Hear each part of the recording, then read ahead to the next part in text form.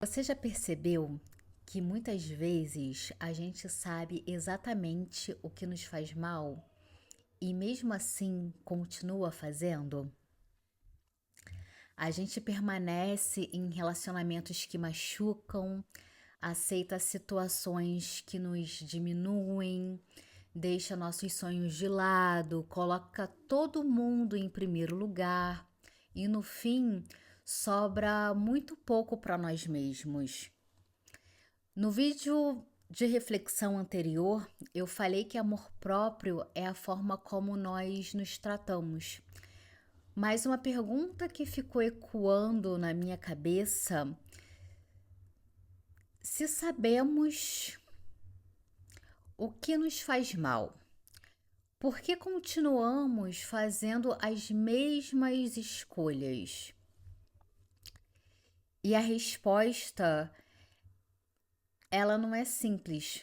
Ela está muito menos na falta de força de vontade e muito mais na nossa história.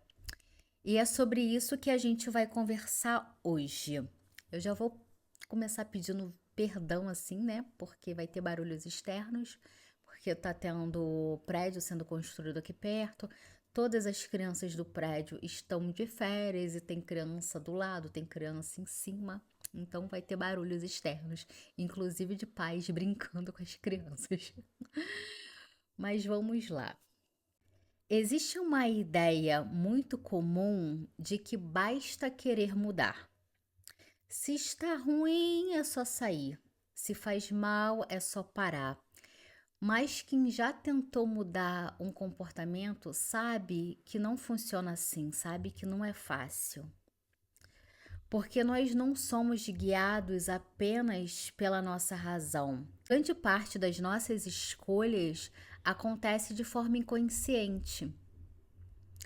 A nossa infância, ela continua vivendo dentro de nós.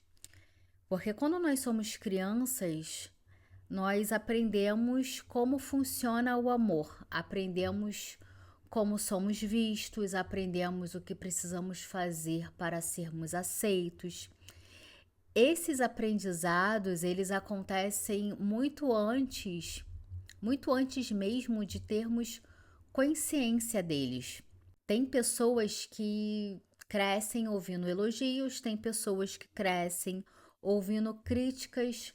Algumas pessoas aprendem que só recebiam carinho ou amor quando se comportavam perfeitamente. Outras aprenderam que precisavam cuidar emocionalmente de seus pais.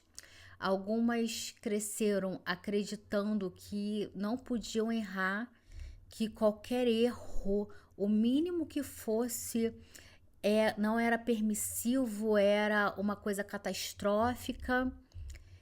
E tudo isso vai formando a imagem de que criamos sobre nós mesmos, a imagem que criamos do que é o amor. É como se fosse um roteiro invisível dizendo: você precisa agradar, você não pode incomodar, você precisa ser forte, você precisa dar conta de tudo, você não pode depender de ninguém. E depois de adultos, muitas vezes seguimos esse roteiro sem perceber, porque a gente repete padrões. É comum a gente repetir padrão. Isso é repetição, sabe? E isso costuma assustar um pouco, porque pensamos, mas eu não quero repetir isso. Só que repetir não significa escolher conscientemente. Significa voltar para aquilo que o nosso inconsciente ele conhece, o que é comum para ele, mesmo quando dói. O conhecido, ele traz uma falsa sensação de segurança. E é estranho pensar nisso, mas o cérebro prefere o familiar ao desconhecido, mesmo que o familiar ele seja sofrimento. Por isso, vemos pessoas entrando repetidamente no mesmo tipo de relacionamento, sempre com alguém emocionalmente indisponível, sempre aceitando migalhas, não só por gostar de sofrer, mas porque de alguma forma aquilo para aquela pessoa parece familiar, mesmo que inconscientemente. E aquilo que parece familiar parece seguro. Na maioria das vezes é inconsciente. Às vezes as pessoas se pegam num relacionamento, numa situação da qual elas já viveram antes e olha e nossa, eu tô nesse tipo de relacionamento, eu tô nesse tipo de situação de novo e eu não queria estar aqui. Mas quando a gente confunde sofrimento com amor, talvez essa seja uma das partes mais difíceis de aceitar. Muitas pessoas aprendem sem perceber que amar é sofrer, que amor exige abrir mão de si mesmo, sabe? Que amor significa suportar tudo, que amor é provar o tempo inteiro o próprio valor. Mas amor saudável não precisa de uma batalha diária, não precisa de prova diária. Se você cresceu vendo relações cheias de críticas, silêncio, abandono ou instabilidade, existe uma chance de o seu coração reconhecer esse tipo de relação como algo normal. Não porque seja bom, mas porque foi o modelo que você conheceu, foi o modelo que você aprendeu ao longo da vida. Isso não é uma culpa sua e isso acontece completamente sem culpa. Não estamos aqui num lugar de julgamento. Não é sobre culpar os pais, nem dizer que a infância, né, determina o nosso destino. É entender que ela influencia a maneira como nós enxergamos o mundo. E compreender isso já é um grande passo, é um passo enorme. A busca, né, constante por aprovação é uma outra consequência muito comum, sabe? Viver buscando aprovação. Talvez você só se sinta suficiente quando alguém aprova algo sobre você, quando alguém te elogia, quando alguém reconhece, quando alguém valida aquilo. E quando isso não acontece, parece que está faltando alguma coisa. Muitas vezes essa necessidade ela nasceu lá atrás. Quando aprendemos que nosso valor dependia do desempenho, das notas, do comportamento, da aparência, da produtividade, então crescemos tentando merecer amor, tentando provar que somos bons o suficiente. Mas existe uma pergunta muito importante: quem seria você se não precisasse provar nada para ninguém?